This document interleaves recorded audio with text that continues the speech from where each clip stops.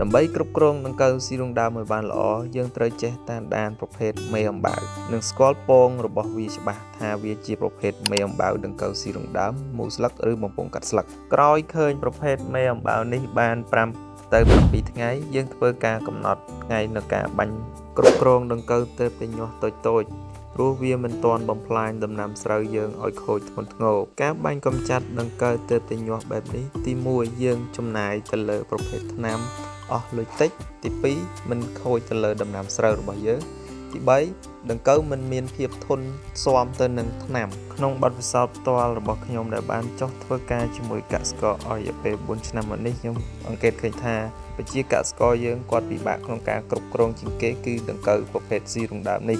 ដោយសារគាត់មិនបានតាមដានផ្ទាល់ទៅលើប្រភេទវត្តមានមេអំបៅដែលចុះទៅក្នុងខ្សែរបស់គាត់ដែលធ្វើឲ្យដង្កូវស៊ីរុងដើមវាចាប់ផ្ដើមចាក់បំផ្លាញស្រូវហើយវាវិវត្តខ្លាចជាដង្កូវធំវាស៊ីដាច់ដើមស្រូវដែលហេតុធ្វើឲ្យវិជាកសិករប្រើប្រាស់ថ្នាំពុលកសិកម្មបាញ់ទៅជ្រាបអត់ដល់ដោយសារវានៅខាងគល់ខាងក្រោមដោយសារប្រព័ន្ធដឹកនាំអាហាររបស់ស្រូវត្រូវបានដង្កូវស៊ីបំផ្លាញអស់ជាហេតុធ្វើឲ្យថ្នាំមិនអាចជ្រាបចូលទៅកម្ចាត់ដង្កូវបានជាបទពិសោធន៍របស់ខ្ញុំផ្ទាល់ដើម្បីគ្រប់គ្រងដង្កូវស៊ីរុងដើមឲ្យបានល្អយើងត្រូវបាញ់នៅពេលដែលដង្កូវទៅពេញញាស់មកតូច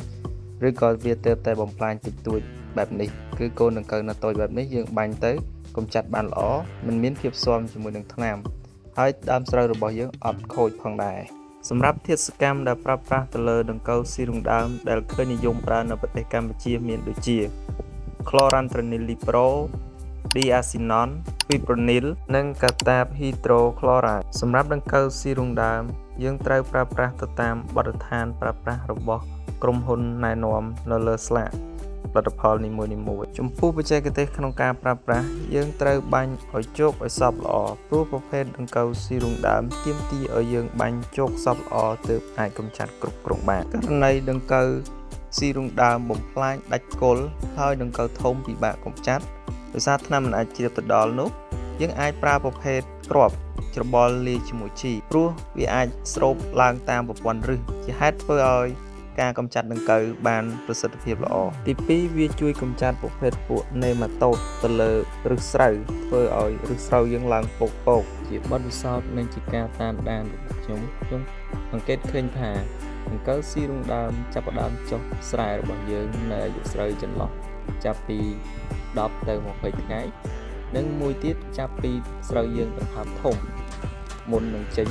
ឬក៏ចេញមួយករណីដង្កូវស៊ីរុងដើមបំផ្លាញនៅដំណាក់កាលស្រូវយើងចេញឬក៏ចេញមួយនេះធ្វើឲ្យស្រូវរបស់យើងមានការបាត់បង់ទិន្នផលខ្ពស់ដោយសារតែវាបំផ្លាញទៅធ្វើឲ្យដើមស្រូវរបស់យើងស្វិតស្រពោនមិនអាចដាក់គ្រាប់បានឡើយដូច្នេះជាមតិផ្ដាំផ្ញើរបស់ខ្ញុំផ្ទាល់សូមឲ្យប្រជាកសិកររបស់យើង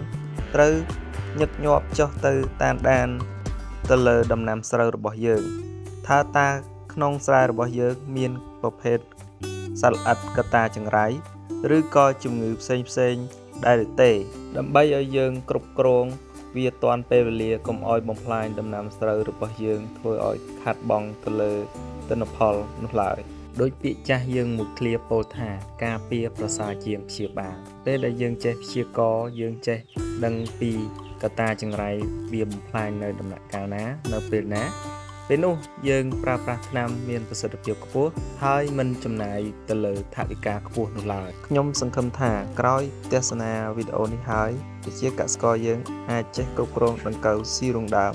មានប្រសិទ្ធភាពខ្ពស់ដើម្បីរួមចំណែកអភិវឌ្ឍវិស័យកសិកម្មនៅប្រទេសកម្ពុជាយើងឲ្យរីកចម្រើនឆ្ពោះទៅមុខប្រសិនបើការចែករំលែករបស់ខ្ញុំមានចំណុចខ្វះខាតត្រង់ចំណុចណានោះសូមអធិស្ឋាននិងអភ័យទោសខ្ញុំបាទផងប្រសិនបើគិតថាវីដេអូរបស់ខ្ញុំមានប្រយោជន៍